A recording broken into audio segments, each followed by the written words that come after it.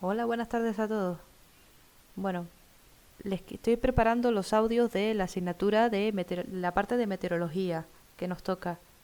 Como saben, este es un curso un poco especial, así que vamos a intentar poner todos un poco de nuestra parte para que esto salga adelante. Mm, Lo primero que quería comentarles un poco es cómo va a ser la estructura de este curso. A ver, yo les quiero subir las diapositivas con audio, es decir, con la clase tal y como se las plantearía, como se las daría en el aula. Y además les voy a subir pues unos textos un poco más extensos de cada una de los temas, con la idea de que ustedes con el audio y con estos textos más extensos sean capaces o puedan elaborar sus propios apuntes de la asignatura. Es decir, por favor, no estudien únicamente con los apuntes extensos, sino intenten hacerse sus propios apuntes con los conceptos más importantes. Además, disponemos de la cuenta de Instagram. La cuenta de Instagram la voy a usar principalmente para los seminarios, porque va a ser un poco más sencillo para mí ponerles algunas de las cuestiones o de los ejercicios que vamos a hacer de esta manera. Naturalmente, también se los subiré a Moodle. Además, tenemos los cuestionarios de Kahoot. Los cuestionarios de Kahoot son voluntarios, ¿entendido? Pero, dado que el examen final va a ser un examen tipo test, les recomiendo a todos encarecidamente que los hagan. ¿Por qué? Pues porque los conceptos que vamos a trabajar en Kahoot son los conceptos quizás más importantes de cada tema. Bueno, también hay otros importantes, pero los de Kahoot son conceptos importantes. Obviamente, las preguntas de Kahoot no son las mismas preguntas que se les va a plantear, la misma estructura de preguntas que se pone en el examen, es decir, el mismo enunciado, pero el concepto sí que es lo importante. Así que por favor, intentad hacer en la medida de lo posible los cuestionarios de Kahoot. Con todo esto comenzamos el primer tema de la parte de meteorología, que es el de la atmósfera. Bueno, es muy corriente que nos encontremos, por ejemplo, en las noticias afirmaciones. Otro ejemplo, por ejemplo, el tiempo impidió. ¿Cuál es el motivo por el que una de las afirmaciones es correcta y otra incorrecta? En cambio, el clima es el estudio de, bueno, la clima. Por lo tanto, el tiempo cambia, pero el clima se mantiene constante. A continuación les presento una reseña histórica sobre los.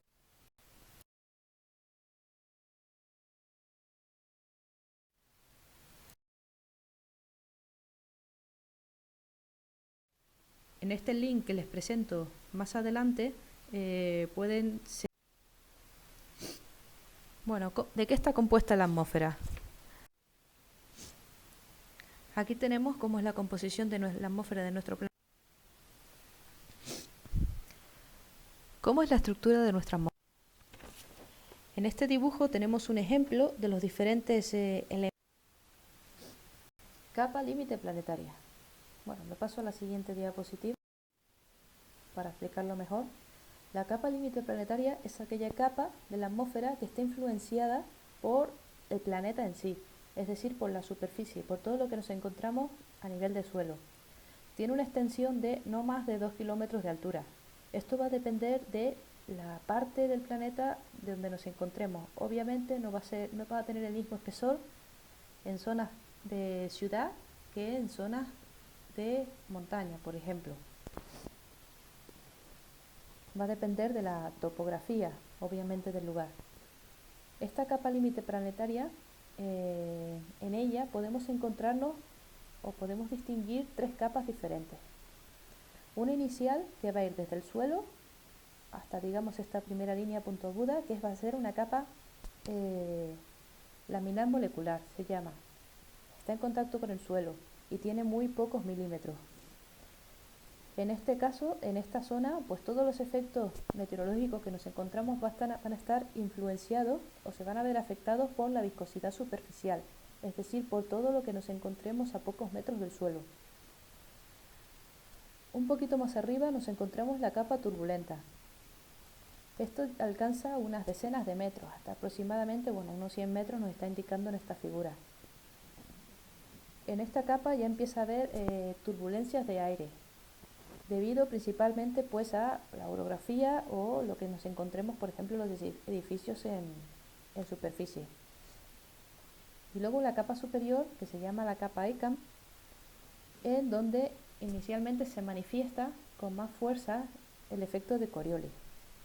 Por encima de esta capa tenemos lo que es la atmósfera libre, donde el aire es más limpio, menos denso y no se ve influenciado por la superficie del planeta. Bien, la capa ECAM posiblemente es una de la parte que más nos interesa de lo que es la capa límite planetaria, lo que más tenemos que entender. Es una capa de transición, digamos, entre la capa superficial y la troposfera. En esta zona, bueno, a medida que vamos aumentando en altura, el rozamiento, ¿vale? El efecto de la fuerza de rozamiento va a ir perdiendo intensidad. ¿Esto en qué nos afecta? Pues los vientos, si nos fijamos cuando estamos muy próximos al suelo, el rozamiento lo que hace es que disminuye la intensidad del viento. Este es el vector del viento. A medida que vamos aumentando, este vector del viento va aumentando. ¿Eso qué significa? Que el rozamiento de la superficie empieza a perder importancia. Y a medida que vamos ascendiendo, pues nos encontramos con que el viento, el vector de viento ya tiene una cierta intensidad. ¿Qué más pasa a medida que vamos ascendiendo? Bueno, la fuerza de Coriolis se va haciendo cada vez más importante. ¿Esto qué significa? Que además de que los vientos van aumentando en intensidad debido a la disminución del rozamiento, van a irse girando un poquito, van a ir describiendo una trayectoria curva. Esta trayectoria curva viene de, si cogemos cada uno de estos puntos de los extremos del vector de viento y los proyectamos sobre el plano. A esta curva se le llama espiral de Edka.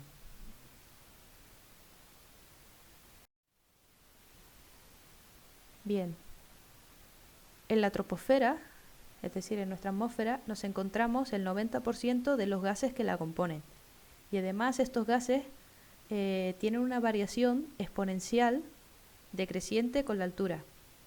Es decir, a medida que vamos aumentando en altura, la cantidad o el porcentaje de gases que nos podemos encontrar va disminuyendo,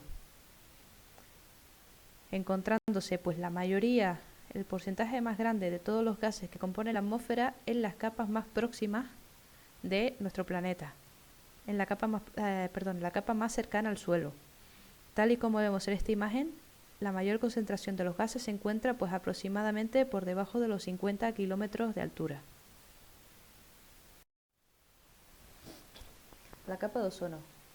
Bueno, prácticamente el 90% de la capa de ozono lo encontramos en torno a los 30-50 kilómetros de altitud con respecto del suelo, formando lo que conocemos como la capa de ozono en la estratosfera. Eso no significa que no podamos encontrarnos ozono en diferentes regiones del planeta, y todo lo que nos encontramos fuera de la región donde se encuentra la capa de ozono va a ser ozono contaminante, va a ser ozono troposférico. Este es el espectro de radiación solar. El espectro de radiación solar vendría representado por la zona de color amarillo. Es decir, esta es la luz que llega del Sol a la Tierra, la radiación que nos llega. Bien, vamos a fijarnos en lo que sucede cuando tenemos ozono en nuestro planeta. El ozono, lo que hace, la capa de ozono, es que absorbe la mayoría de los rayos ultravioletas provenientes de la radiación solar. Entonces, la radiación roja se refiere o es lo que llega, la radiación solar que llega a la superficie de la Tierra. Es decir, repito, la zona amarilla representa la radiación solar sobre la atmósfera y la capa roja representa la radiación solar que llega al suelo. Como ven, en la zona de 250 nanómetros aproximadamente hay una disminución de esta zona amarilla con respecto a la que llega al suelo. Esto es el efecto de la capa de ozono. La capa de ozono es una capa que protege la Tierra de las radiaciones dañinas Y pues si no tuviéramos esta capa en el planeta, pues sufriríamos los efectos de una radiación solar mucho más fuerte y mucho más peligrosa, como son los rayos ultravioleta. ¿En qué afecta? Pues producen daños en la piel, en hombres animales, daños en las cosetas, en el fitoplancton. El fitoplancton es importante porque es la base de la cadena alimentaria.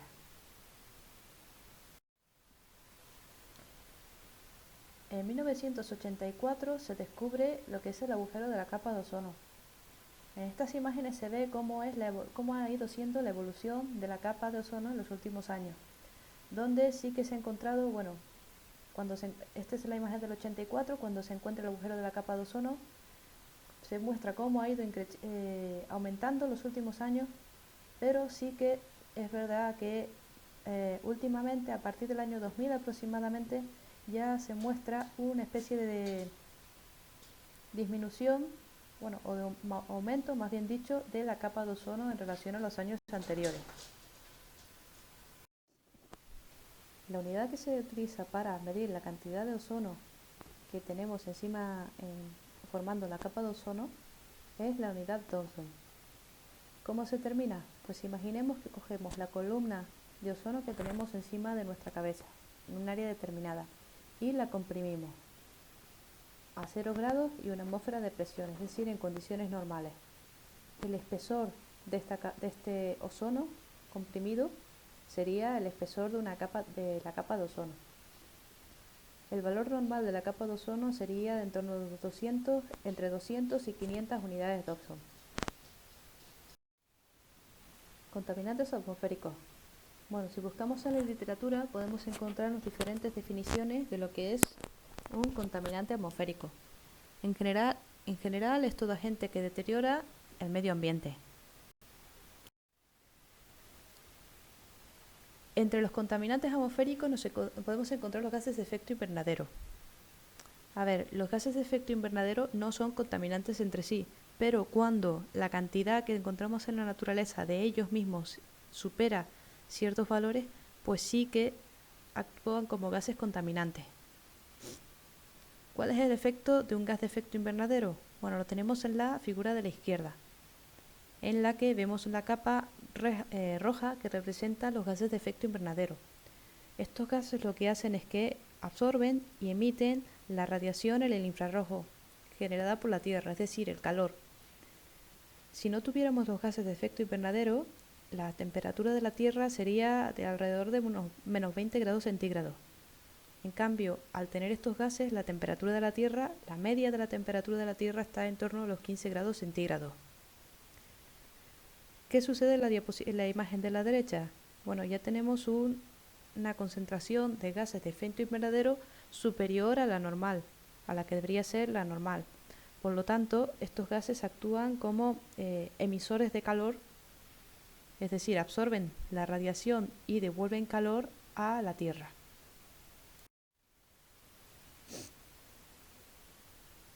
¿Cuáles son los gases de efecto invernadero? Pues tenemos el vapor de agua, el CO2, el metano y el ozono. Además, nos podemos encontrar otro tipo de agentes contaminantes, como son el óxido nitroso y los cloruro-carbonatos, los CFC. El óxido nitroso es el causante, por ejemplo, de las nieblas marrones que nos encontramos en algunas ciudades, por ejemplo en Madrid, cuando lo vemos desde la sierra, como vemos en la imagen superior derecha. Y los clorofluorocarbonatos son los que nos encontramos en los sprays. Los gases de efecto invernadero y estos otros dos gases son gases que emiten y absorben radiación en el infrarrojo, es decir, son gases que son capaces de absorber calor y además que emiten calor al ambiente. Los gases se miden, generalmente se utilizan unidades relativas de concentración, es decir, partes por millón y partes por billón. En esta diapositiva tenemos más o menos el correspondiente a un volumen determinado de aire. ¿Cómo ha sido la evolución histórica de los gases con el paso del tiempo? Bueno, en esta gráfica vemos aproximadamente desde 1700 cómo ha ido la evolución de el CO2, el metano, el dióxido de carbono y los CFC con el tiempo. Y vemos cómo en torno al 1850 aproximadamente, la curva ya empieza a crecer. Esto es debido a la revolución industrial. Si nos fijamos en la evolución temporal de los últimos 30 o 40 años de estos gases, vemos que su consumo se ha disparado. Y esto es lo que vemos representado en esta diapositiva. Como tanto el dióxido de carbono, por ejemplo, o el metano o el óxido nitroso aumentan casi exponencialmente con el paso del tiempo. Bien, pero estos gases cuando se emiten a la atmósfera no viven para siempre, tienen un tiempo de vida determinado. A este tiempo se le llama tiempo de residencia. El tiempo de residencia es un tiempo promedio de permanencia de una molécula o aerosol en la atmósfera, tras ser emitido o generado. Por ejemplo, en esta tabla tenemos representados diferentes compuestos y en la última columna tenemos indicado su tiempo de residencia aproximado. Es decir, por ejemplo, el CO2 tiene un tiempo de residencia de 5 años. En las dos columnas centrales tenemos la concentración en partes por billón de, por ejemplo, de CO2 en una atmósfera libre, es decir, una atmósfera sana donde no hay contaminación, y el caso de una atmósfera ya contaminada. Está marcado el caso del óxido nitroso. Por ejemplo, estos valores son los diferentes niveles de alerta de la ciudad de Madrid en caso de contaminación por óxido nitroso. Tenemos diferentes niveles de alerta, los de preaviso, aviso y alerta, con diferentes tipos de restricciones para el tráfico, por ejemplo. Estos niveles se adquieren o se determinan en función de la contaminación, es decir, en función de la cantidad de óxido nitroso que encontramos en la atmósfera.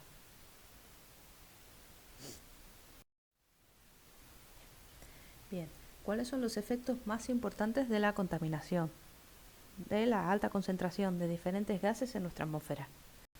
Bueno, pues tenemos el smog, el efecto invernadero, el agujero de la capa de ozono y la lluvia ácida. El smog. El smog aparece cuando tenemos ozono en zonas de la atmósfera en las que no debería haber.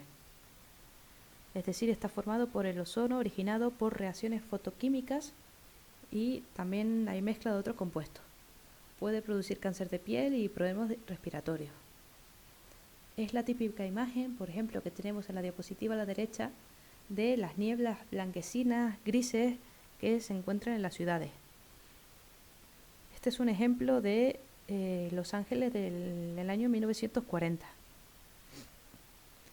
En el año 1943, justamente en julio, durante la Segunda Media Guerra Mundial, hubo un episodio muy grande de contaminación en Los Ángeles.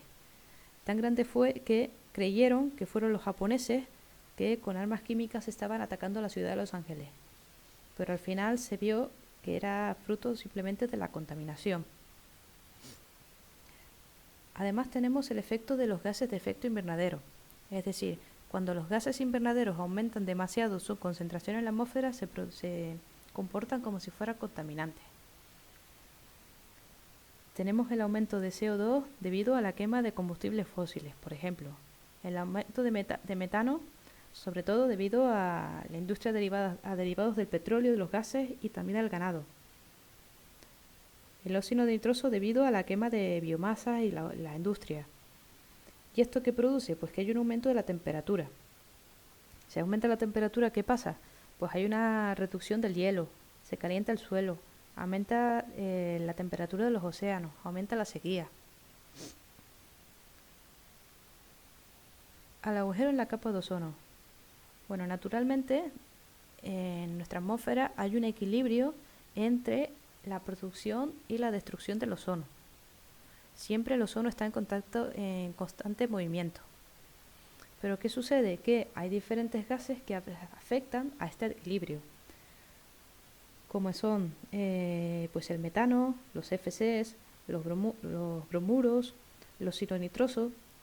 Estos gases afectan a lo que es el comportamiento natural de creación y destrucción del ozono. Cuando el ozono no está en equilibrio, pues aparecen zonas en las que hay deficiencia de ozono. A estas zonas en deficiencia de ozono se le llama, o es lo que se conoce como el agujero de la capa de ozono. Y luego tenemos la lluvia ácida. La lluvia ácida se forma cuando hay diferentes compuestos sulfurosos en el ambiente que se mezclan con la humedad del aire, reaccionan y se forman el ácido sulfúrico, el ácido sulfuroso, incluso el ácido nítrico. ¿Qué sucede? Cuando tenemos lluvia ácida, pues tenemos los efectos de esos ácidos que descargan pues, contra el suelo, contra las ciudades. Tenemos corrosión, tenemos cambios de pH en los suelos, en los lagos, en el agua, en las plantas. La lluvia ácida afecta mucho a los cultivos. En las ciudades vemos este efecto, por ejemplo, en la imagen que tenemos superior derecha en las esculturas. Como este ácido las corroe.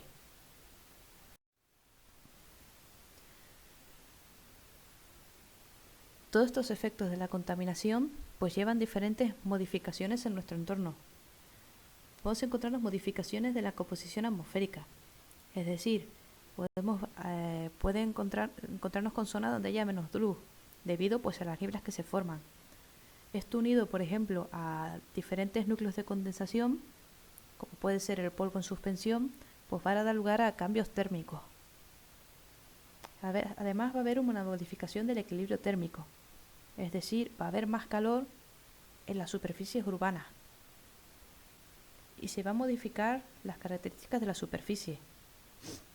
Van a cambiar los vientos, van a cambiar los regímenes de evaporación, van a cambiar las características, la humedad, por ejemplo, que nos encontremos en la superficie.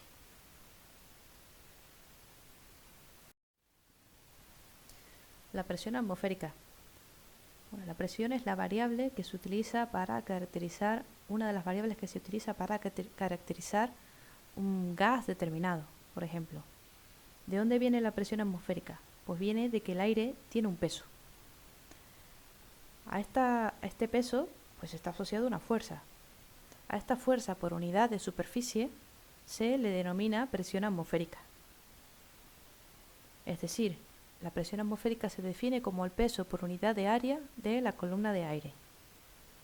En el sistema internacional se utiliza la unidad del pascal, que son newton por metro cuadrado, es decir, fuerza por unidad de superficie. En meteorología, la unidad más corriente es el milibar o el bar. Un bar corresponde a 10 elevado a 5 pascales.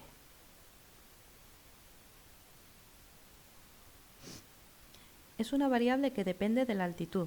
Como vemos en la representación de la derecha, está representada la variación de presión a medida que vamos ascendiendo en la atmósfera. ¿Cómo se midió por primera vez la presión atmosférica?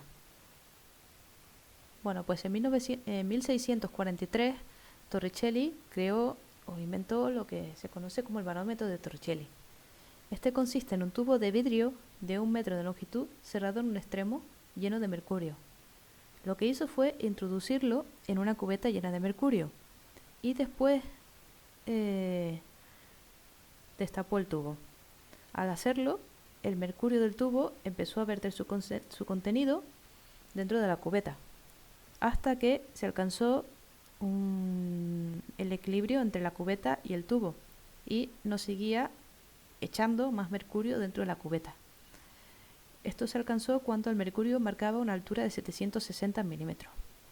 Por lo tanto, Torricelli dedujo que había una fuerza que evitaba que el mercurio siguiera vaciándose dentro de la cubeta. A esta fuerza la llamó presión atmosférica.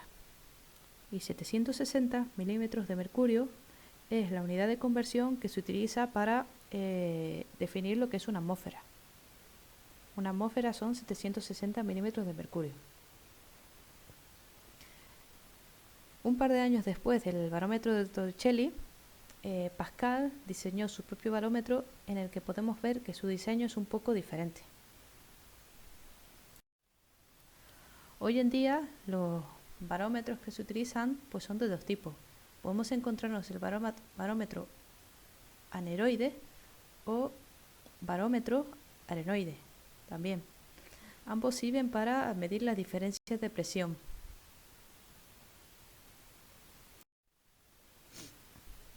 La presión en general no se mantiene constante a lo largo de todo el día, sino va a sufrir pequeñas variaciones. A estas variaciones en la presión a lo largo del día se llama marea barométrica, como está representado en esta figura, y está originada por pequeñas diferencias en temperatura y humedad a las diferentes horas del día. En esta gráfica tenemos más o menos cómo cambia la presión en las diferentes regiones del planeta. Hay una cierta distribución geográfica de la presión en torno al planeta. Esta es la presión, por ejemplo, de diferentes ciudades que se encuentran a diferentes altitudes. Por ejemplo, la ciudad de Quito, que se encuentra a unos 2.800 metros de altura, pues tiene una presión de 546 milímetros de mercurio. Madrid, por ejemplo, se encuentra a unos 800, creo que son, metros de altitud. Tiene una presión de en torno a unos 940 hectopascales. En cambio, por ejemplo, la ciudad de Tenerife, la ciudad de Santa Cruz de Tenerife, que se encuentra a nivel del mar, pues tenemos una presión de unos 120 milibares a nivel del mar. ¿Y cómo se comportan los gases en nuestra atmósfera? Bueno, en general, nosotros vamos a modelar o considerar el comportamiento de los gases de nuestra atmósfera como si fueran gases ideales. Pero esto no es realmente... ¿Y por qué podemos hacer esta consideración? Bueno, en general, los gases dentro de la atmósfera se comportan, o un gas cualquiera, se comporta siguiendo la ecuación de gas real. La dependencia entre presión y volumen de un gas real la vemos en la figura a la derecha. Y la dependencia entre la presión y el volumen de un gas ideal la vemos en la figura de la izquierda. Como vemos, ambas figuras difieren entre sí. La ecuación que modeliza el comportamiento de un gas real es la ecuación de Van der Waals.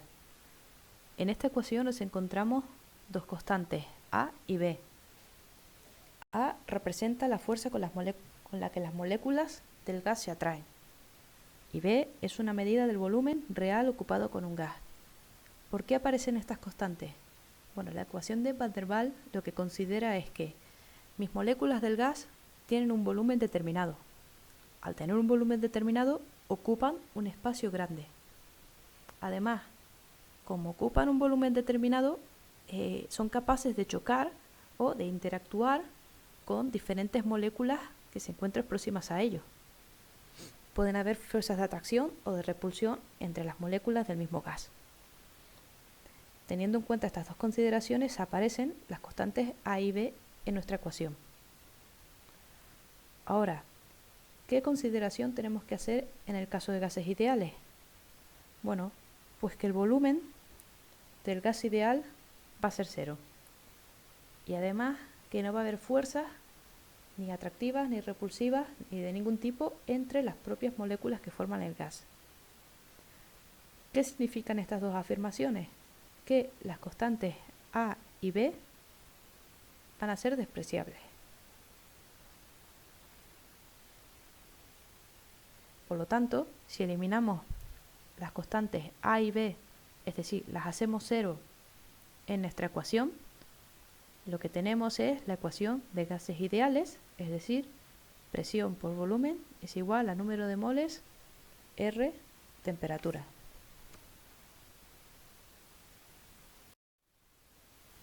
Bien, ¿y es correcto utilizar esta aproximación de la ecuación de Van der Waals?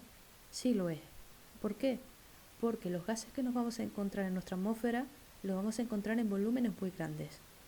Por lo tanto, podemos despreciar perfectamente las constantes A y B de la ecuación de Van der Waals y utilizar la ecuación de gases ideales. La ecuación de un gas ideal viene dada por la expresión la presión atmosférica por su volumen, el volumen del gas, la presión a la que se encuentra ese gas por el volumen que ocupa ese gas va a ser igual a número de moles, una constante y su temperatura. Esta constante tiene un valor de 3,8 julios por mol. En meteorología suele ser más útil expresar esta expresión en términos de la masa molecular del gas que estamos considerando. Por lo tanto, si utilizamos el valor de la masa molecular en vez de el número de moles y el volumen, tenemos la siguiente expresión, que la presión es igual a ρ, es decir, la densidad de ese gas que estamos utilizando, una constante R modificada y su temperatura. En este caso, la constante R modificada va a tener un valor de 10 a la 3 R, es decir, la constante anterior, y dividido por la masa molecular del gas que estamos considerando.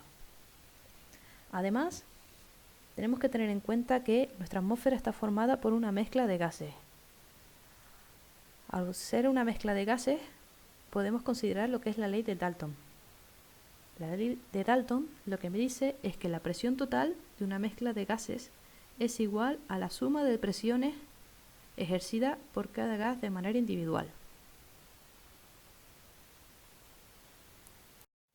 En nuestra atmósfera, los gases se comportan como gases ideales en régimen adiabático. ¿Esto qué significa? Pues, si vamos al primer principio de la termodinámica, en un sistema adiabático es aquel en el que no hay intercambio de calor con el medio. Por lo tanto, toda la energía interna del sistema, diferencial de U, se utiliza para generar trabajo, diferencial de W. Es decir, las ecuaciones que podemos utilizar en caso de gases ideales son las que están ahí representadas de presión y temperatura elevado a gamma son una constante, con gamma en el caso de los gases que forman parte de la atmósfera valor 1,4 y la ecuación de gases ideales, presión por volumen igual a nRT.